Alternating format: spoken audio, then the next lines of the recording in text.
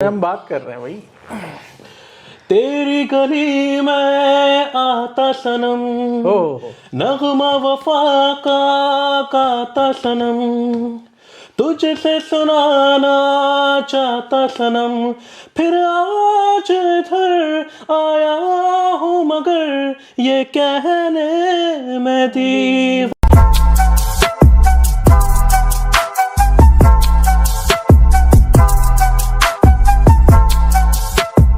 अस्सलामुअलैकुम guys, welcome to our channel Deccan podcast.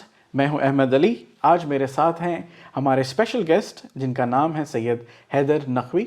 आज हम लोग जो डिस्कस करने वाले हैं ये है एक स्टूडेंट की जर्नी और एक सक्सेस स्टोरी। ठीक है, तो लेट्स स्टार्ट। अस्सलाम वालेकुम अहमद भाई, बहुत बहुत शुक्रिया आपका, आपने मुझे डगन पॉडकास्ट पे बुलाया और मैं बिल्कुल तहे दिल से शुक्रगुजार हूँ इस चीज़ का और वेलकम करता हूँ कि आपके क्वेश्चंस का जो भी चाहते हैं व्यूअर्स को हम आज बता सकते हैं। भाई सबसे पहले थैंक यू सो मच कि आप जो है ना अपना टाइम निकाल के हमारे पास आए। तो we are very glad and happy to have you on our show. शुक्रिया। तो आज जो है आज की जो हम लोग टॉपिक ऑलरेडी अपन जो है ना बात कर रहे थे इसके ऊपर कि भाई आज का जो हमारा प्रोजेक्शन है वो है स्टूडेंट्स को किस तरह से हम लोग आज इंस्पायर करना। फॉर एग्जांपल कि भाई आप एक जो है ना सक्सेस स्टोरी है मेरी नज़र में क्योंकि आपकी जो जर्नी है मतलब like you came to Ireland, फिर आप अपना मास्टर्स कंप्लीट किया आपने। और आपने किस में अपना मास्टर्स कंप्लीट किया था? मैंने मास्टर्स अपना sustainable energy in green technologies course है एक। सुनते ही जो है ना वो कन्फ्यूजन हो रहा, आप इसके ऊपर थोड़ा एक्सप्लेन करिए। जी, बेसिकली ये रिन्यूएबल एनर्जी जो एक बहुत प्रॉस्पेक्ट चल रहा है इस वक्त वर्ल्ड में और just neutralize all the fossil fuels. So renewable energy पे बहुत ज़्यादा फोकस है। तो जैसे विंड पावर, सोलर पावर और sustainability, sustainable development in the houses, sustainable development in the environment and how to reduce air pollution and all the pollution means. तो उसके हिसाब से जो ये कोर्स बनाया है ये फ्यूचर देख के बनाया है। हाइड्रोजन स्टोरेज आपने देखा होगा, डबलिन में भी हमारी हाइड्रोजन बसेस स्टार्ट हो गई हैं। Fuel as a hydrogen gas fuel use हो रहा है बसेस के अंदर। सो वही पूरा एक ब्लेंड ऑफ मॉड्यूल्स था इस कोर्स के अंदर, जो कि मैंने इसलिए चूज़ किया क्योंकि being an electrical engineer I just wanted to go in renewable energy systems. तो अच्छा, मैं बहुत इंटरेस्टेड हूँ आपके बैकग्राउंड में कि भाई अगर आप हमको ब्रीफली बताएं कि जो है ना आपका आप ऑब्वियसली आपका 10th के बाद आप क्या कोर्सेज सेलेक्ट करें? मैंने फिजिक्स केमिस्ट्री मैथ्स लिया था because I just wanted to become an engineer. और फिर उसके बाद मैंने इलेक्ट्रिकल एंड इलेक्ट्रॉनिक्स इंजीनियरिंग करी भोपाल से। जी अच्छा। जी, यूनिवर्सिटी है वहाँ पर, राजीव गांधी यूनिवर्सिटी, वहाँ से मैंने कंप्लीट करी। और उसके बाद मैंने 4 इयर्स मैंने जॉब करी, 3 years in India, 1 year in मस्कत, Oman. Interesting. So meanwhile जब मैं काम कर रहा था मुझे लगा कि मुझे मास्टर्स करना चाहिए। सो इसलिए मेरे दोस्तों ने मुझसे कहा कि भाई इंडिया से में ही उतनी फीस है, आप मास्टर्स बाहर से करिए, वो आपके लिए बेहतर है। So that's the reason I planned. तो एक मेरे को हमेशा सवाल, आप ऑलरेडी बोल दिए, फिर भी जो है ना एक में सवाल है कि भाई आप जब इंडिया में थे कि भाई आपको why did you choose Ireland? कि भाई क्या मतलब बहुत कंट्रीज थे कि भाई ऑस्ट्रेलिया है, कनाडा है, अमेरिका है, यूरोप में कई सारे अच्छे कंट्रीज है, कि भाई आयरलैंड क्यों सेलेक्ट किया? देखिए मैं आपको एक बहुत इस पर छोटी सी स्टोरी है। एक हुआ यूँ था कि मैं मास्टर्स करना चाहता था और मैं मस्कत में था। मैं जब इंडिया आया तो मैंने एक कंसल्टेंसीज को मैंने इनको ज्वाइन किया। उन्होंने मुझे बोला कि भाई आप लोग फला कंट्री में अप्लाई कर सकते हैं, because being coming from middle class family I always wanted कि भाई घर वालों पर प्रेशर नहीं आए और मैं उतना लोन ले सकूं कि मैं खुद भी रीपे कर सकूं। सो मैंने जर्मनी चूज़ किया। जैसे कि आपको पता होगा वहाँ पर masters courses tuition fees free रहती है।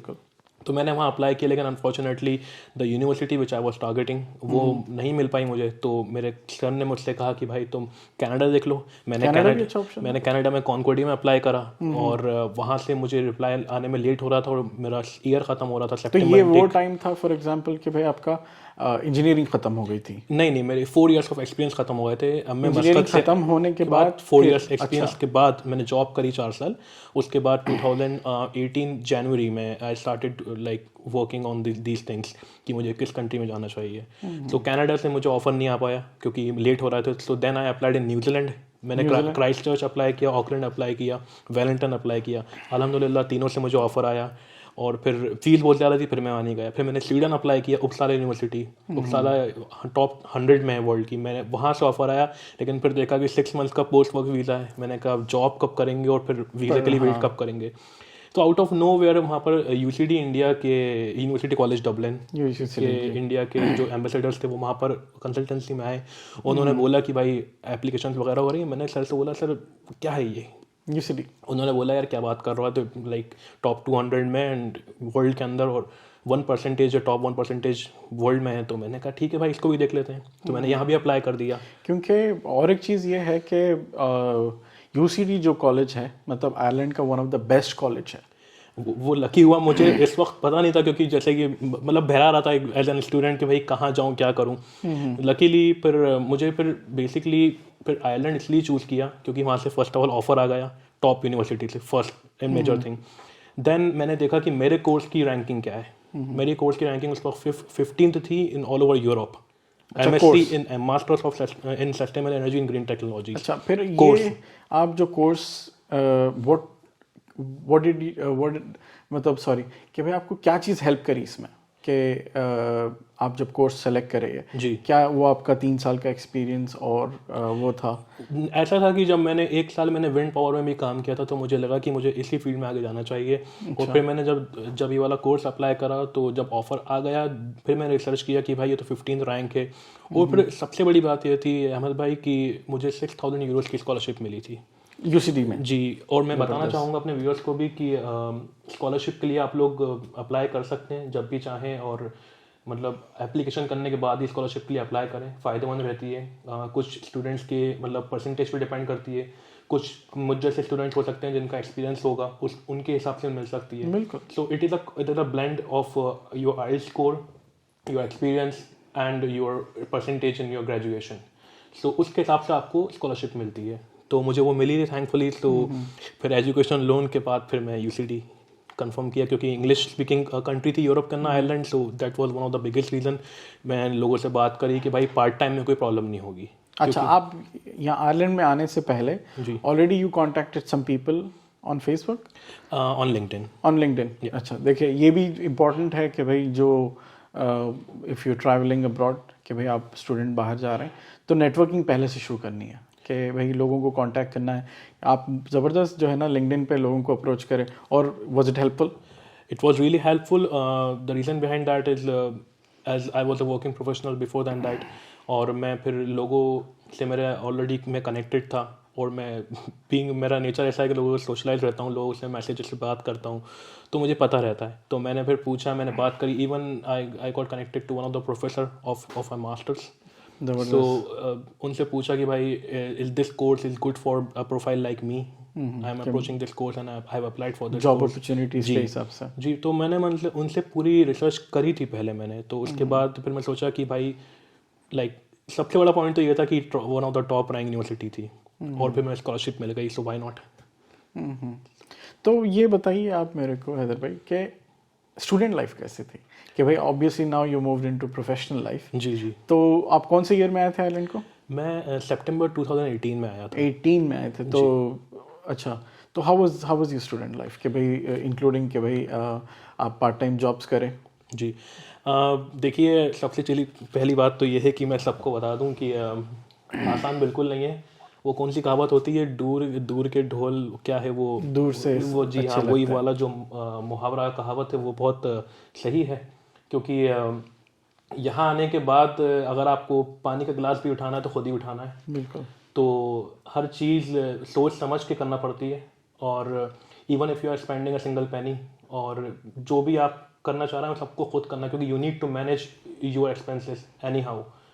आप खाना खा रहे हैं, आप बाहर शॉपिंग करने जा रहे हैं, क्योंकि जब हम लोग बीइंग एन इंडियन और a brown colour, if our viewers from outside from India, तो हम लोगों का ऐसा होता है कि बाहर आए भाई, यूरोप में आए, क्या बात है, देखेंगे, घूमेंगे, फिरेंगे, नाचेंगे, ऐसा लगता है शुरू का 1 हफ्ते। और अगर यूनिवर्सिटी कॉलेज डबलिन में हम आ जाएं तो लाइफ है भाई, मतलब ड्रीम है, इट्स लाइक ड्रीम है। सो इतने अच्छे बच्चे होते हैं कि यार ये है, यहाँ होना चाहिए।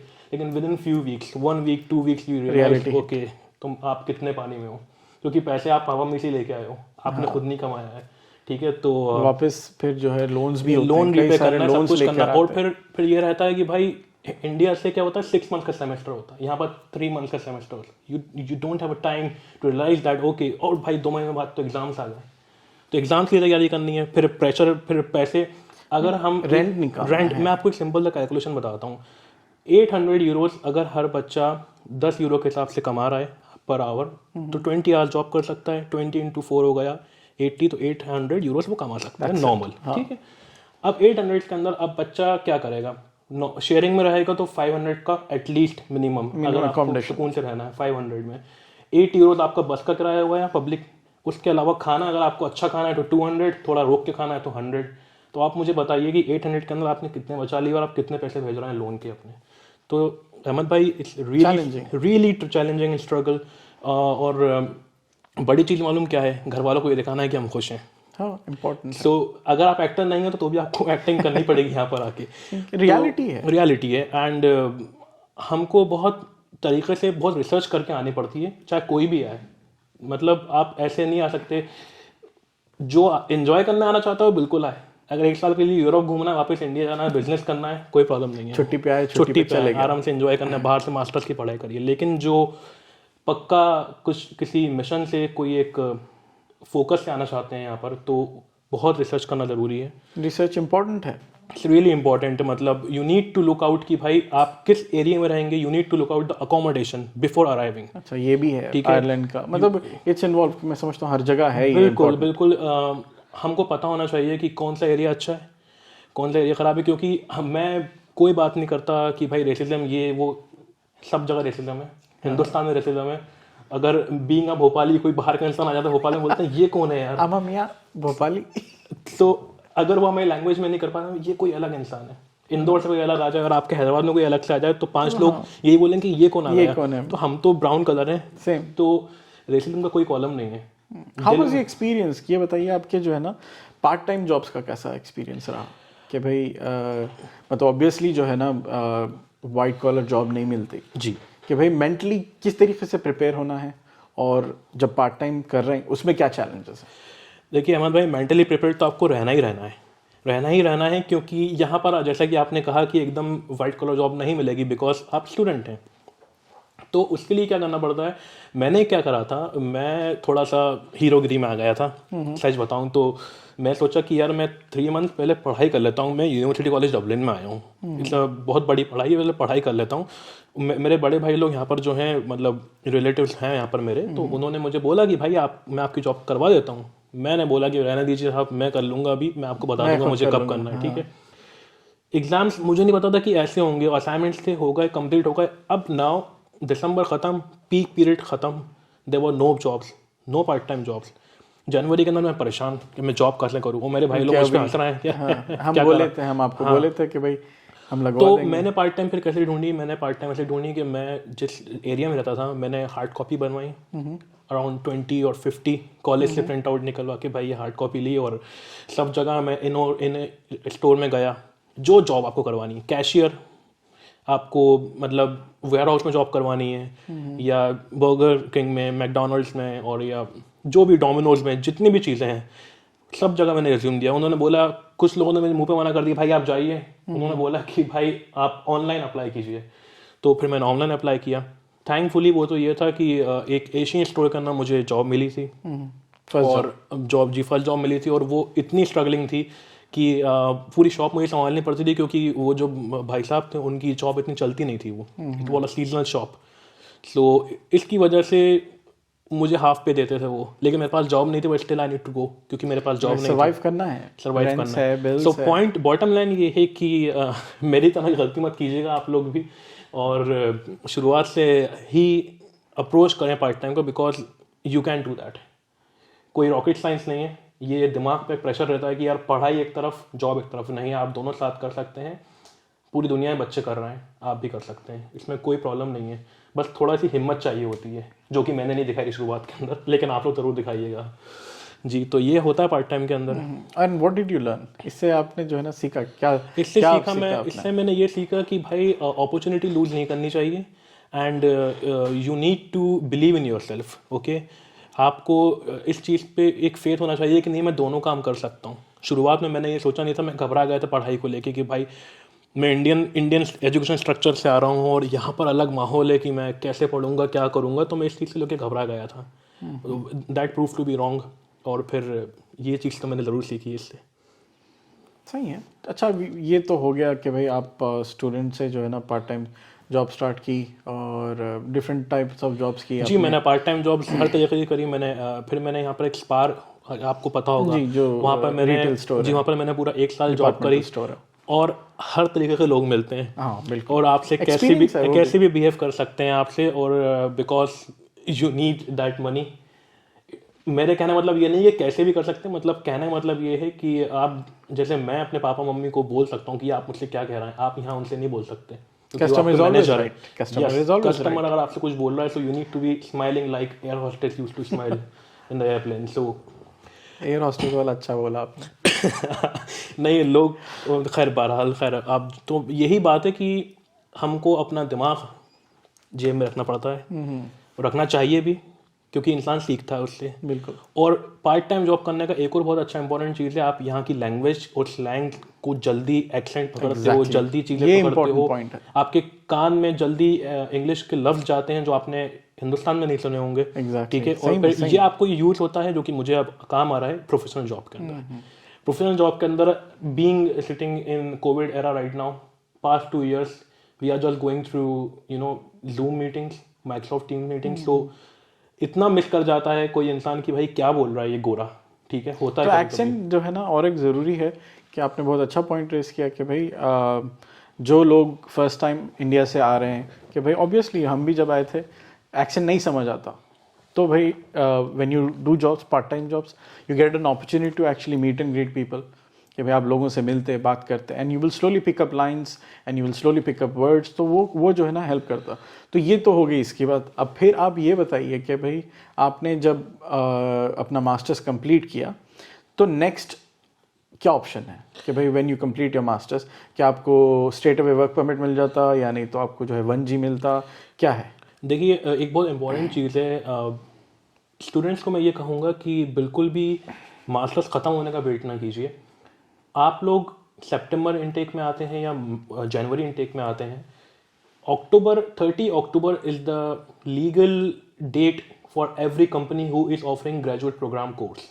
So graduate program is a kind of a job which a company will offer you before completing your graduation. ठीक है। So सबसे इम्पोर्टेंट है अहमद भाई कि मतलब बच्चा जाते ही जैसे सितंबर में लैंड करा, पहुंचा, वो अप्लाई करे, क्योंकि डेलॉइट, बिग 4 कंपनीज, मुझे तो इतने सॉफ्टवेयर कंपनीज नाम भी याद नहीं, क्योंकि I am not a software engineer. So जितनी बिग कंपनीज होती हैं वो लोग अपने ग्रेजुएट प्रोग्राम निकालते हैं। बिल्कुल, हर कंपनी में है ऑप्शन। जी, तो वो ये रहता है कि 2 साल का हम आपको जॉब दे रहे हैं, and this is our work, you need to learn our work, and if you are good enough then we'll keep you, will hire you. Exactly. कि ये चीज़ जो है ना बहुत ज़्यादा हेल्प करती है, बहुत हेल्प करती है भाई, और ये खास तौर से उन स्टूडेंट्स के लिए है जिनका एक्सपीरियंस नहीं है।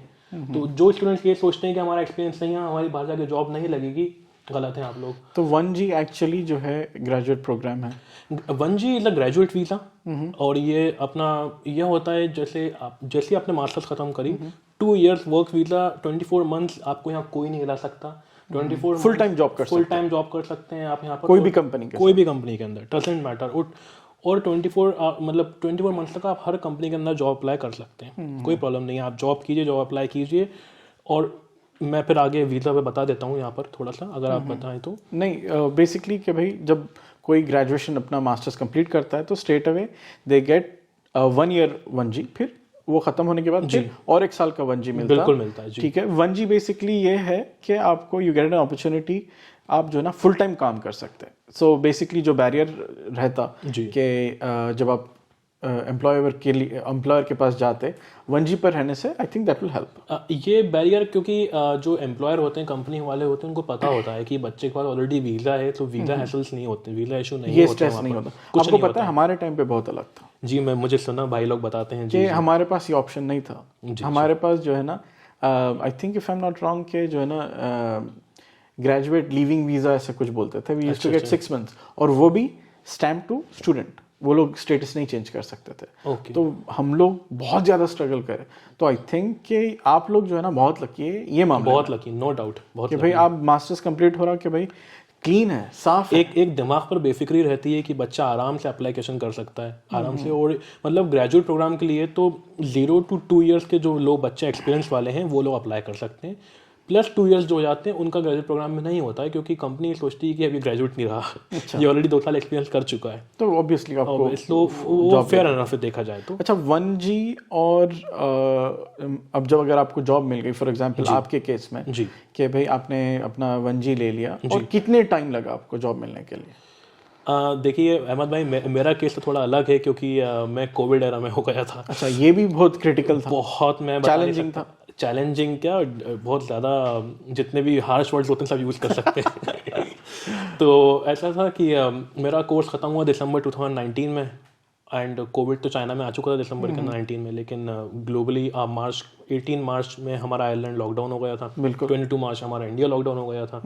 तो आयरलैंड तो 6 मंथ लॉकडाउन रहा। अब लॉकडाउन तो आपको पता है, बिल्कुल, जो लोग जॉब कर रहे थे आप जैसे लोग, उनको तो वर्क फ्रॉम होम मिल गया। और जो बेचारे साइट पे थे, मैं सोलार इंजीनियर था, सोलार प्लांट इंजीनियर में था, तो उन्होंने बोला भाई कि there is no work on the site, so you need to stay at home, तो भी and we can not do work from home. आपके पास ऑप्शन नहीं है वो। तो मुझे ले ऑफ करा उन्होंने पिछले 6 मंथ्स के लिए। अच्छा। जी, मेरी जॉब चले गई थी। ओके, मेरे को नहीं मालूम था ये। जी, जॉब चले जाने का कोई नहीं बताता है। तो अच्छा, और एक चीज़ जो है ना मैं सोच रहा था कि जब जो है ना आपको जॉब मैं ये बता रहा था कि जब आपने अपना मास्टर्स कंप्लीट किया, क्या चैलेंजेस हैं आप ये बताएं कि जो है ना मास्टर्स करने के बाद जॉब एक्वायर करने में क्या चैलेंजेस आते हैं मेन? देखिए अहमद भाई, सबसे पहले प्रिपरेशन बहुत इंपॉर्टेंट है हर लेवल से। बेसिकली हर कंपनी के अंदर 3 स्टेप्स होते हैं। फर्स्ट, हमको एक एग्ज़ाम से गुजरना पड़ता है। उसके बाद एग्ज़ाम से आपने क्लियर कर लिया, फिर आपका बेसिकली एक वीडियो इंटरव्यू कॉल होता है, या कभी वहाँ नहीं होता है तो कभी ग्रुप डिस्कशन हो जाता है वो। और अगर थर्ड जो होता है वो इन पर्सनल इंटरव्यू होता है इन ऑफिस। तो फाइंडिंग जॉब, मेरा जो है ना मेरा व्यू, मैं ज़्यादा ये तरफ फोकस हूँ कि भाई आपका मास्टर्स बिल्कुल कंप्लीट हुआ जी, तो स्ट्रेट अवे क्या चैलेंजेस हैं कि भाई लिंक्डइन प्रोफाइल अपडेट करना है स्ट्रेट अवे तो जॉब देखिए ये सब चीज़ें आपको पहले से करनी है। अच्छा, आप मास्टर्स फिनिश होने से पहले ही करना है? आपको बिल्कुल करना है। आपको 3 मंथ्स का थीसिस पीरियड है basically in most of the courses. You can not wait कि भाई अब मेरा सितंबर खत्म हो गया अब मैं शुरू करूंगा, नहीं भाई, मुझे 1G मिलेगा तो मैं स्टार्ट करूंगा। आपको 1G मिला हुआ है, आप पहले दिन से आपको 1G मिला हुआ है। You need to cover all your basis before applying for any job. तो उसके लिए हमको, जैसे कि आपने बिल्कुल सही फरमाया कि लिंक्डइन की प्रोफाइल हमको बहुत सख्त करनी है। जितने HR है उनसे कांटेक्ट करने की ज़रूरत है, नेटवर्किंग स्टार्ट कर लेना है। बिल्कुल we need to keep connected with each and every person who is involve in our, like for me a relevant field which he or she is working for. So LinkedIn की profile हो गई। उसके अलावा आपको आप जैसे recommendations you need to, क्या professors, professor जैसे मैंने 2 प्रोफेसर्स का मैंने LOR लिया था, लेटर ऑफ रिकमेंडेशन, कि यार सर जी प्लीज़ ज़रा आप रिकमेंड कर प्लीज़ आप लेटर लिख दीजिए, क्योंकि मैं किसी कंपनी में जाके बता सकूं कि भाई कि वो लोग हेल्प करते हैं general to find a job. Like definitely being, मतलब मैं UCD में था तो हम लोग का तो एक अलग करियर पोर्टल है, तो वो की बात ही अलग है। तो नहीं, वैसे हर कॉलेजेस में ऐसा रहता है माहौल। किसी कॉलेज यूनिवर्सिटी कोई कम या ऊपर नहीं है, वो तो रैंकिंग हो जाती है हर चीज़ के अंदर, कभी कोई ऊपर कभी कोई नीचे। तो खैर अब हम लोग का करियर पोर्टल था, तो वो हमारे पास रोज़ एक इन्फॉर्मेशन आती थी कि भाई these job are like available, vacancy available in these companies. तो वो, और फिर हमको ये देखना है कि ये तो UCD कर रहा है, उसके अलावा प्रोफेसर्स जिन कांटेक्ट में है, प्रोफेसर्स की लिंक्डइन आईडी आप देखिए कि वो किन लोगों से कांटेक्ट में है। फिर प्रोफेसर्स को आप पकड़िए कि सर मुझे इस कंपनी में टारगेट करना है, मेरी प्रोफाइल ये है and I am good in this module, ठीक है, तो can you please recommend me, if you have any vacancies just let us know. तो ये हमको कम्युनिकेशन रियली इंपॉर्टेंट है अहमद भाई, इन एनी वे।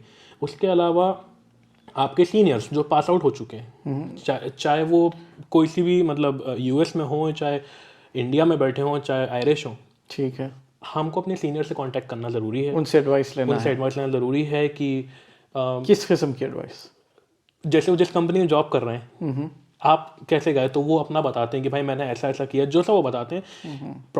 बेसिक चीज़ ये है कि आपको कम्युनिकेशन बहुत इंपॉर्टेंट है, चाहे आपके पेयर से कम्युनिकेशन हो, चाहे आपके सीनियर से हो, चाहे आपके आपके रिलेटिव से हो। भले ही ज़रूरी नहीं है कि आयरलैंड का, अगर कोई रिलेटिव आपको यूरोप में कहीं बैठा हो तो उनसे पूछिए, बिकॉज आपको पता है चीज़ें 1920 चलती हैं यहाँ पर, ऐसा नहीं है कि मतलब बिल्कुल ही अलग हो गया मामला। तो मेहनत बहुत ज़रूरी है आपको अपनी प्रोफाइल एक बिल्कुल कंक्रीट करने में। स्किल्स सीखना बहुत ज़रूरी है। जैसे कोई कंप्यूटर साइंस इंजीनियर है या कोई डेवलपर है, तो जैसे शायद मुझे नहीं पता, शायद पाइथन आजकल बहुत माहौल में है, तो वो सीखे बच्चा। मैं इलेक्ट्रिकल इंजीनियर हूँ, तो PLC स्काडा नाम के सॉफ्टवेयर सोचें, वो सीखे, पहले से अपनी प्रोफाइल पुख्ता करके आए। ऑटोकैड सीखे, ऑटोकैड, ठीक है। और ऐसी बहुत सी चीज़ें हैं। हमको अपना विजन क्लियर होना ज़रूरी है कि हमको 1 साल बाद इन कंपनीज में जाना है, तो ये कंपनीज कौन सी स्किल्स मांगती हैं, आपको वो स्किल्स आनी चाहिए।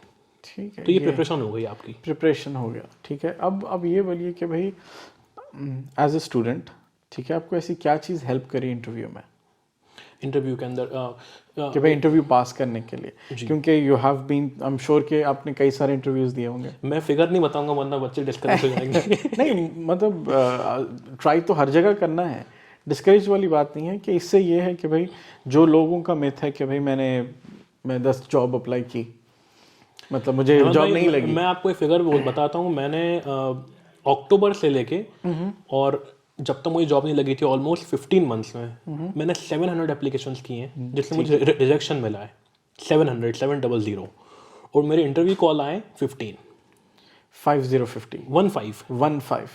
इंटरव्यू कॉल्स आए थे, उनमें मेरी 2 में जॉब लगी है।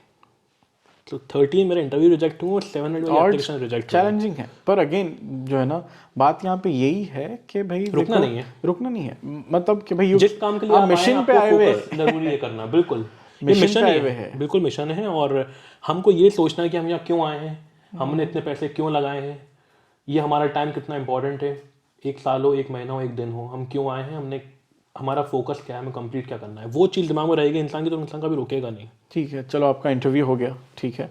अब उसके बाद आपको जो है ना सिलेक्शन भी हो गया जी। अब ये बताइए कि भाई 1G से फिर जो है ना क्रिटिकल वर्क्स परमिट जो है ना किस तरह कन्वर्ट होता है, इसके बारे में बताइए। देखिए, सबसे बड़ी बात तो ये है कि जो क्रिटिकल स्किल्स परमिट है वो एक तय करी हुई लिस्ट बनी हुई है उनकी वेबसाइट पर, ठीक है। तो उस लिस्ट के अंदर जो लोग जो नीडेड हैं वो है engineers, doctors and professionals, accountants, and most of the field are cover in that category. IT है, IT बिल्कुल IT की पूरी फील्ड, मतलब पूरी चीज़ें कवर्ड हैं। तो आप लोग जो करना चाहते हैं वो उस लिस्ट को भी ध्यान में रखें आने से पहले। भले ही जॉब आपको 2 साल बाद करनी हो, you need to have a look on that कि आपकी जो बैचलर से उस क्रिटिकल स्किल्स में फॉल होती ही नहीं होती, फर्स्ट थिंग। सेकंड थिंग ये है, स्टैम्प जो इसका होता है वो होता है 1 क्रिटिकल स्किल्स का, स्टैम्प 1 जी, क्रिटिकल स्किल्स का। इसके अलावा जिन बच्चों का क्रिटिकल स्किल्स में फॉल नहीं होता है वो जनरल परमिट में अप्लाई कर सकते हैं। General permit is nothing less than critical skill, it is just कि भाई ठीक है यार, वो भी परमिट है एक। और जनरल वर्क परमिट के बाद आप 6 मंथ्स बाद, आप कुछ टाइम बाद क्रिटिकल स्किल्स के लिए अप्लाई कर सकते हैं। जनरल वर्क परमिट अगर आपके पास है हो जाता है, 6 मंथ्स आपके कंप्लीट हो गए जी।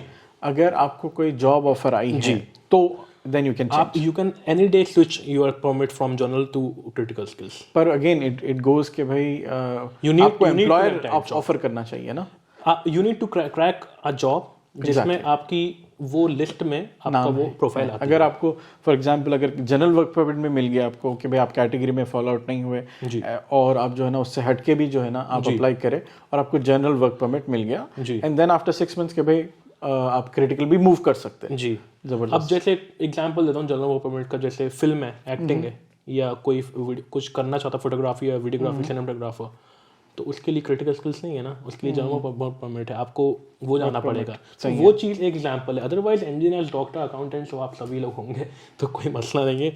तो जी, स्टैम्प ऑन क्रिटिकल स्किल्स, तो ऐसा होता है ये पहले गवर्नमेंट के अंदर। और अभी आप where do you work currently?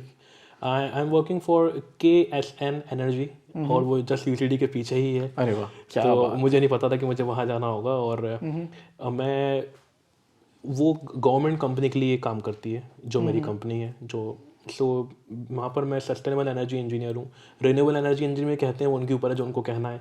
So I work for the installations of the house and sustainable development की तो आप प्लानिंग करते हैं आप? जी हाँ, मतलब किस तरह एनर्जी एफिशिएंट घर बना सकते हैं हम लोग। अच्छा। We need to plan that आपको पता है यहाँ पर रेडिएटर्स हैं, हीटर्स हैं, कोई कन्वेंशनल है, कोई ऑयल है, उनको गैस में कर तब्दील करना है। जो घर की दीवारें हैं अगर वो हॉलो ब्लॉक हैं, बीच में से खाली हैं, तो उसमें इंस्टॉलेशन कैसे करना है। डेजिग्नेशन क्या है आपका? सॉरी, डेजिग्नेशन क्या है आपके रोल का? ये सस्टेनेबल एनर्जी इंजीनियर। अच्छा, तो you are engineer again. Sorry, मैं मिस कर दिया था। नहीं कोई बात नहीं जी। तो सस्टेनेबल एनर्जी इंजीनियर। जी। इंटरेस्टिंग। हाँ, बहुत अलग है यहाँ पर।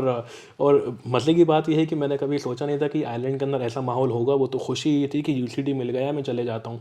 लोग मुझसे पूछते हैं कि भाई आपने तो यहाँ पर कुछ ऐसा है नहीं, क्योंकि आप भी माशाल्लाह बहुत टाइम से हैं, आपने भी सुन के मुझे आपकी रिएक्शन देख के लग रहा है कि इतना कुछ यहाँ पर है नहीं।